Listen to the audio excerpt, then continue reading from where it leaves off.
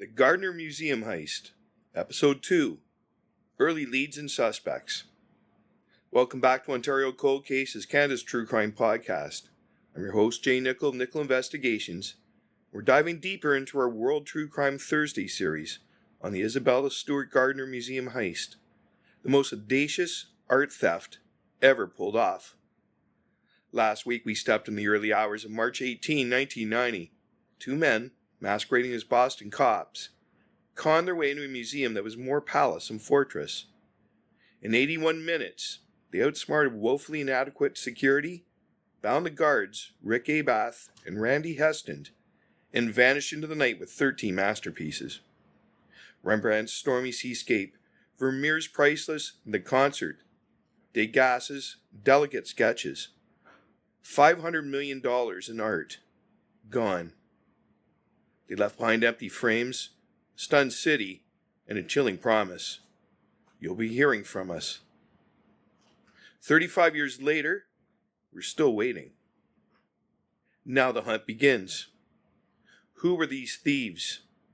A crooked guard, a crime lord, a mastermind with a hidden agenda. In Episode 2, we'll unravel the FBI's early efforts, chase tantalizing leads, and meet the suspects who kept investigators guessing. Every clue seems to promise answers, but every trail turns cold. So grab your notepad and let's follow the evidence. This is Early Leads and Suspects.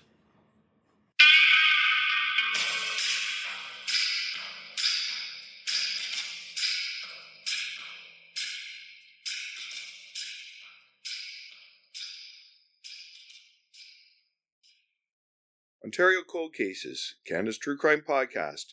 It's a gripping true crime podcast uncovering unsolved murders, disappearances, and forgotten crimes from Ontario and beyond. Told with deep research, compelling storytelling, and a voice for the victims. Join us today, where every clue could lead to answers, and every case deserves a second look.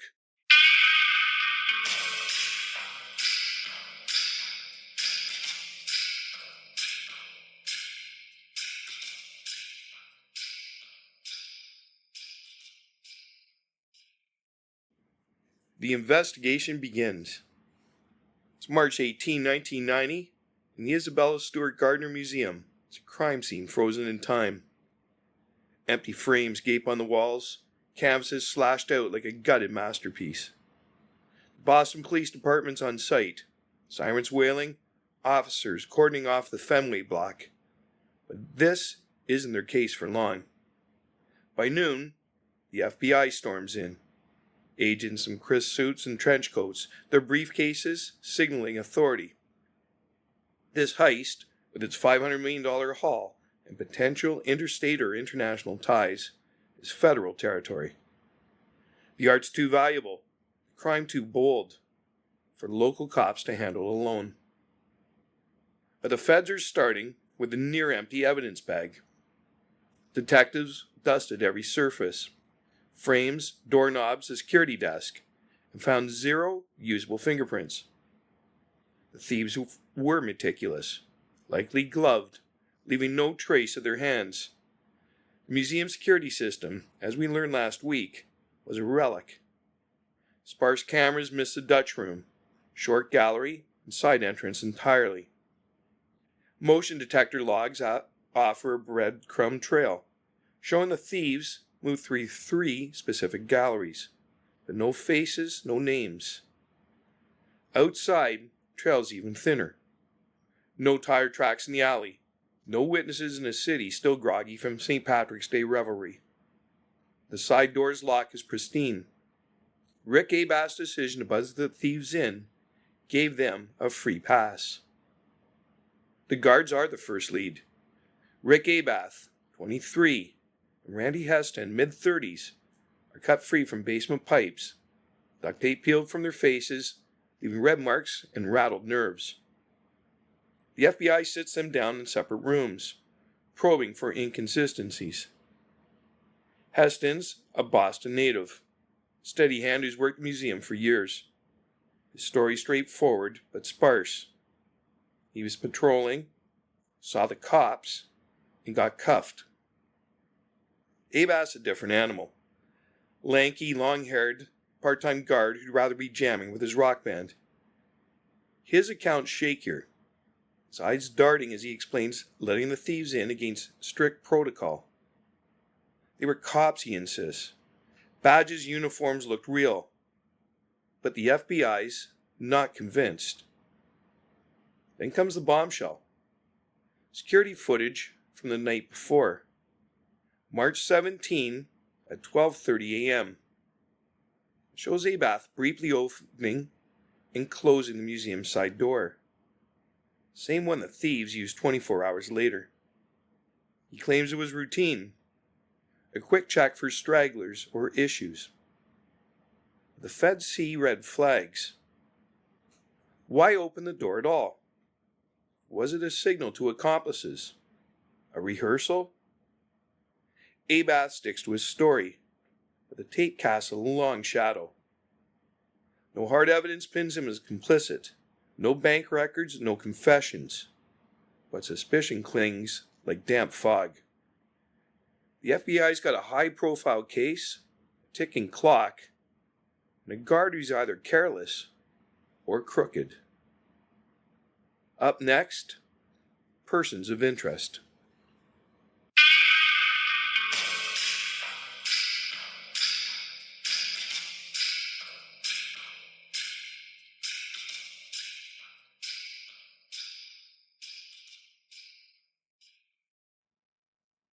Persons of interest. With physical evidence scarce, the FBI turns to suspects, people with the skills, connections, or audacity to pull off a heist this clean. Boston in 1990 is a hotbed of crime, from street hustlers to organized syndicates. The thieves' precision, fake uniforms, quick execution, specific targets, screams experience. 3 names bubble up early, each with a story that could crack the case wide open. First, there's James Whitey Bulger, Boston's most feared crime lord. If you know the movie The Departed or Black Mass, you got a sense of Bulger. Ruthless, cunning, the kingpin of the Winter Hill Gang. In 1990, he's untouchable, running drugs, extortion, and rackets across South Boston. His reach is vast. Cops on his payroll, informants feeding him intel.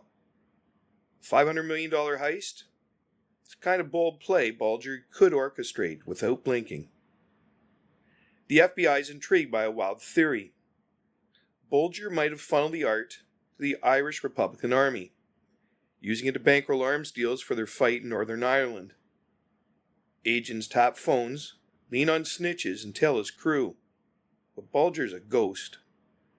He denies involvement through back channels, and no evidence, letters, art sightings, or witness accounts ties him to the museum. By 1995, he's a fugitive, dodging the feds for his own crimes, leaving his role in the heist a tantalizing what if. He's finally caught in 2011, but the art stays lost. Next up is Brian McDevitt, a con man with a knack for art theft. In 1981, McDevitt pulled a stunt straight out of a heist movie.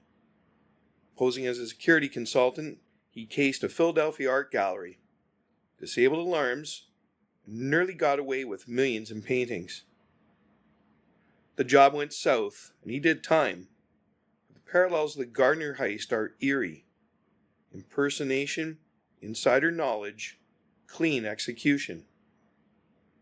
In 1990, McDevitt's living in Boston, a free man, and the FBI hauls him in by 1992. He's cocky, denying everything, but his past makes him a fit. Agents compare his fingerprints to the few smudges at the scene. Nothing matches. They dig into his finances, his contacts. No trail to the art. McDevitt slips away. Another dead end. He dies in 2004 in Colombia, age 43. His secret's buried with him. Then there's Robert Donati, a name that keeps surfacing in Boston's underworld.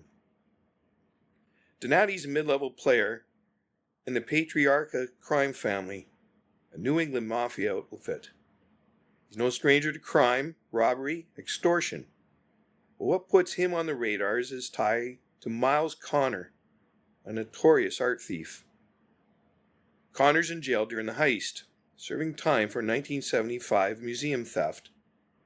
Back in the 80s, he and Donati allegedly cased the Gardner Museum together, eyeing its weak security.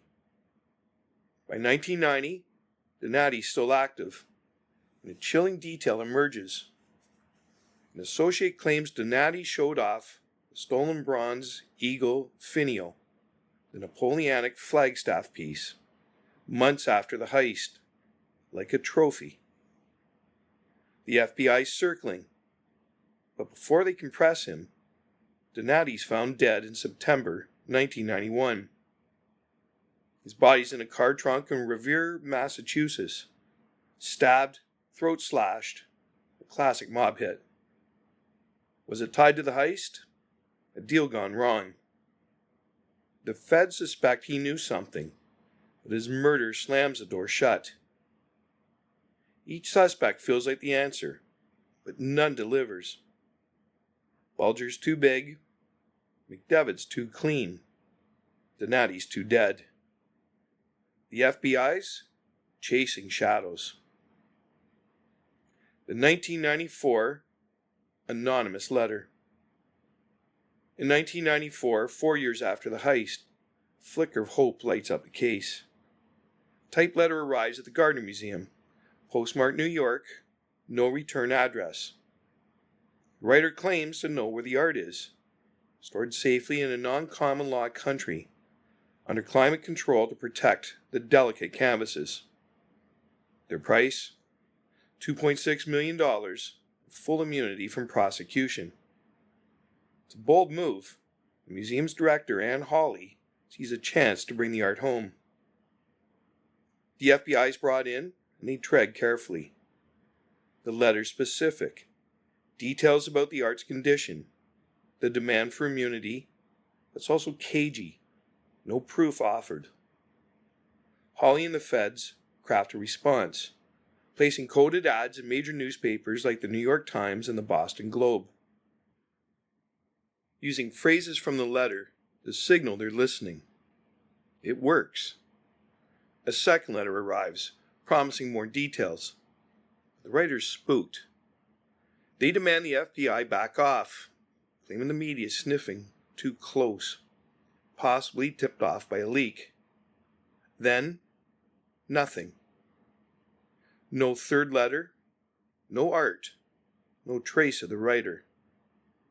The FBI scrambles, analyzing letters for fingerprints, paper type, typewriter quirks. Nothing pans out. Was it a genuine offer from someone with the art, or con artists chasing the $1 million reward, which is now $10 million? That $2.6 million demand sticks out, oddly low for a $500 million haul, suggesting either desperation or a middleman out of their depth. The letter's a tease, a glimpse of what could have been. It leaves the museum and the FBI grasping at air. Don't miss a single clue in this unfolding mystery.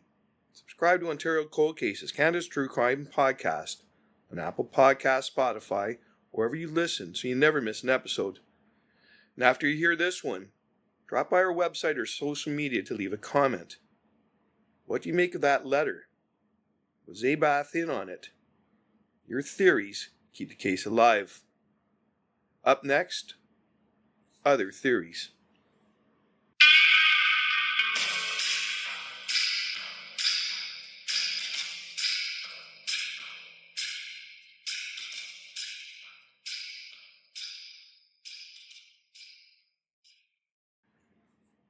Other theories. With Bulger, McDevitt, and Donati leading nowhere, the FBI widens the net, chasing theories that range from plausible to outlandish. Could this have been an inside job? Rick Abath's door-opening stunt, caught on tape, keeps him under scrutiny. His laid-back demeanor and breach of protocol raises eyebrows. There's no smoking gun, no sudden cash in his bank account, no confessions from friends. Other staff, curators, janitors are vetted too, but no one else fits. Still, the thieves' precision is uncanny.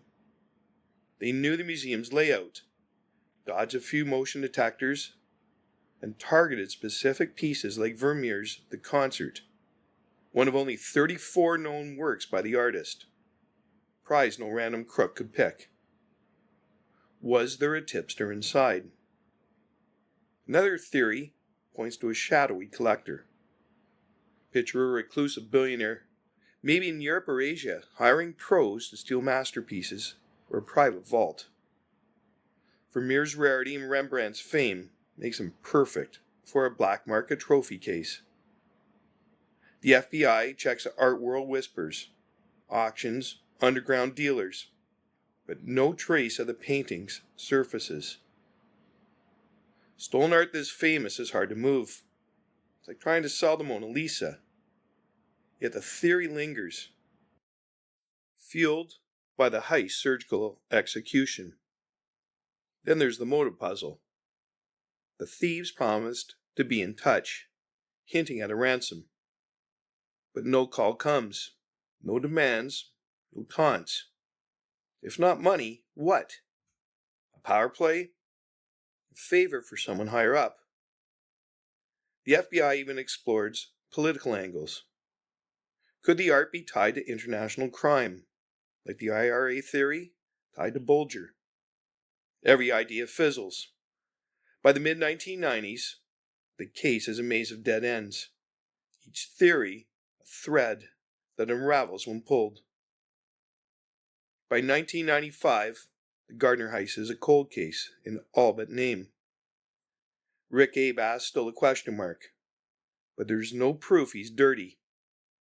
Whitey Bulger's untouchable. Brian McDevitt's a bust. Robert Donati's murder buries his secrets. That 1994 letter? A cruel mirage in a desert of leads. The reward, now $10 million, sits unclaimed, and those empty frames in the Gardner Museum hang like silent accusations. But just when the trail seems lost, a new lead emerges from Boston's underworld. The city's mafia, ruthless, connected, and deep in the game, starts to look like the key. Could they hold the secret to the missing art? That's where we're headed next. Thanks for joining me on Ontario Cold Cases, Canada's True Crime Podcast. Got a tip in the Gardner heist or any case we cover? Reach out. Till next time, stay curious, stay safe, because every case deserves answers, and every victim deserves justice. Subscribe now to Ontario Cold Cases, Canada's True Crime Podcast. Episodes available wherever you get your podcasts.